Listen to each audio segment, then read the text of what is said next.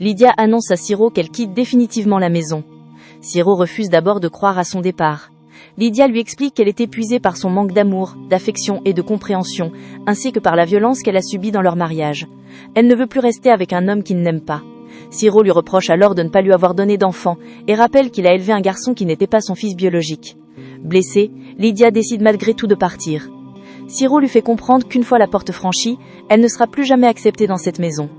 Lydia quitte finalement la demeure avec les enfants. Au couvent, les religieuses préparent de la nourriture pour le voyage de Tobias et des enfants.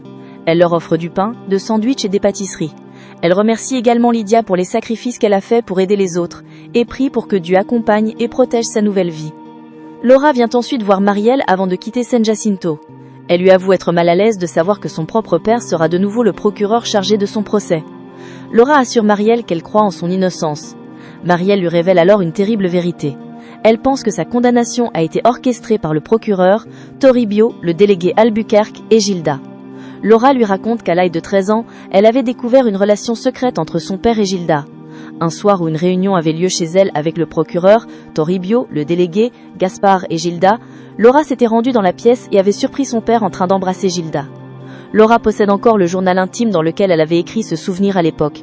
Elle le montre à Marielle et accepte de témoigner devant le juge pour confirmer ce qu'elle avait vu. Marielle et Giulio comprennent que cette découverte pourrait constituer un élément important contre Gilda et permettre de remettre en cause la participation du procureur à son procès. Ils évoquent également le mystérieux homme qui aurait amené Gilda à San Jacinto. Madame Chantilly se souvient que Gilda lui avait montré une revue contenant un article sur Leonel Rubio, le mania des eaux, avant de lui annoncer qu'elle allait épuiser cet homme. Marielle et Julio se demandent alors si cet homme pourrait être lié à l'enfant que Gilda prétend avoir perdu. Julio explique cependant que la relation passée entre Gilda et le procureur ne suffit pas à prouver leur complicité dans la condamnation de Marielle. Mais avec le témoignage de Laura et son journal intime, cette piste devient suffisamment importante pour être exploitée lors du procès. Marielle lui annonce qu'elle a reçu une bonne nouvelle. Son nom apparaît dans un article consacré à la future inauguration de la maternité de l'hôpital. Elle plaisante en constatant qu'au moins, dans cet article, elle n'est pas présentée comme l'assassin de son propre père. Orlando lui assure que cette accusation disparaîtra bientôt. Marielle raconte alors à Orlando un rêve bouleversant, dans lequel il y avait son père sortir vivant de la piscine de l'hôtel où il avait été abattu. Dans son rêve, Léonel était complètement guéri, comme s'il était revenu à la vie. Ce rêve a réveillé chez elle de nombreux sentiments et tout ce qu'elle aurait voulu dire à son père avant sa mort. Marielle avoue qu'elle ressent beaucoup de regrets. Elle regrette notamment que Léonel ait tenté de nous les séparer et qu'il l'ait déshérité au profit de Gilda. Elle pense que si son père avait agi différemment, elle aurait peut-être échappé à toutes les souffrances qu'elle a connues et n'aurait peut-être pas eu à subir un nouveau procès.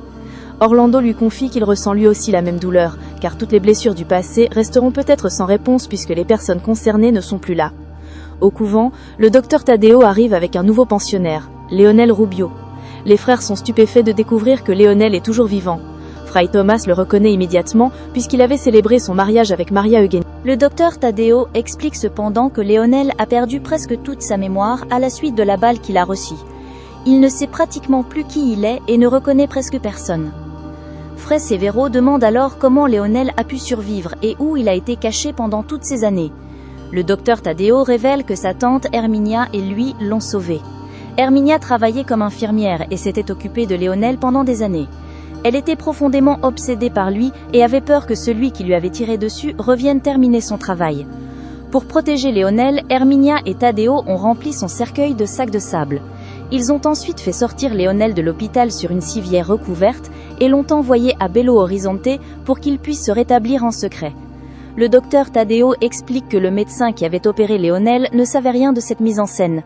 Il était épuisé après une opération de plus de 7 heures et dormait au moment où Leonel a été transporté hors de l'hôpital.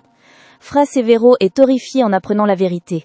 Leonel était vivant pendant que Maria Elisa passait 9 années en prison, accusée d'avoir tué son propre père. Taddeo reconnaît que ce qui a été fait causait une terrible injustice, même si Herminia pensait agir pour protéger Leonel. Il explique également qu'Herminia souffrait de graves problèmes psychologiques et que la présence de Leonel était devenue essentielle à son équilibre.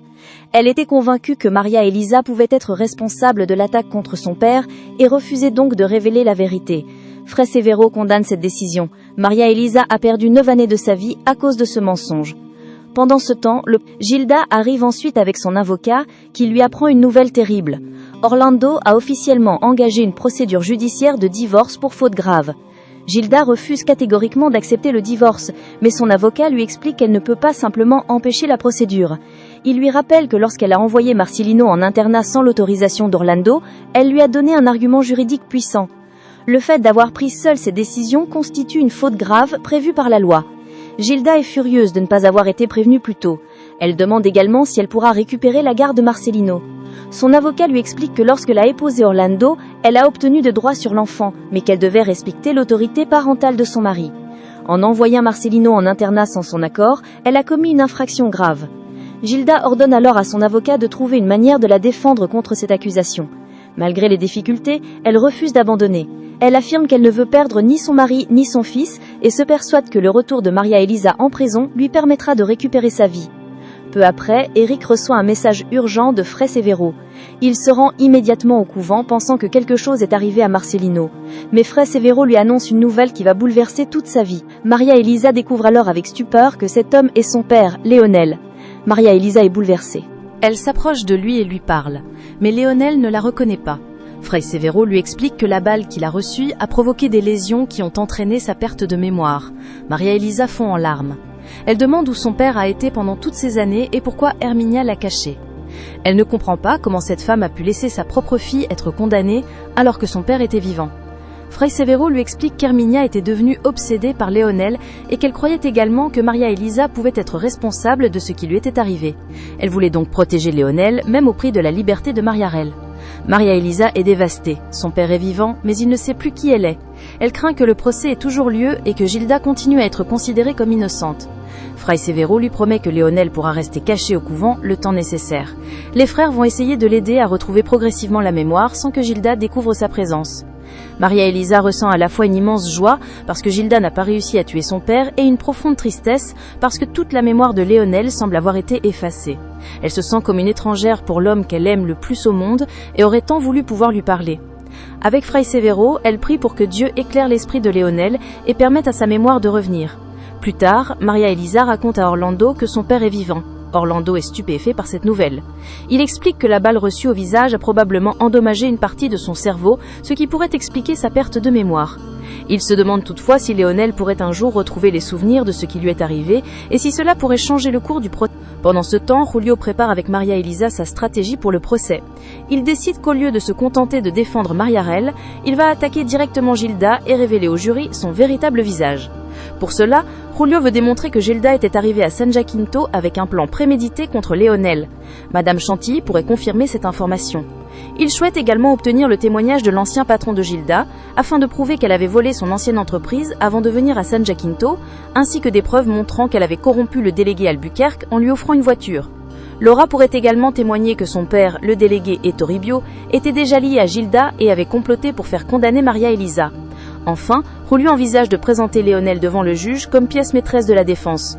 Maria Elisa s'inquiète car son père a perdu la mémoire et pourrait être exposé au danger. Julio lui explique toutefois que le simple fait de révéler que Léonel est vivant pourrait suffire à créer un doute sérieux dans l'esprit du jury. Il espère que Gilda, confrontée à toutes ces preuves et croyant que Léonel est toujours amnésique, finira par commettre une erreur et révélera elle-même certains de ses crimes.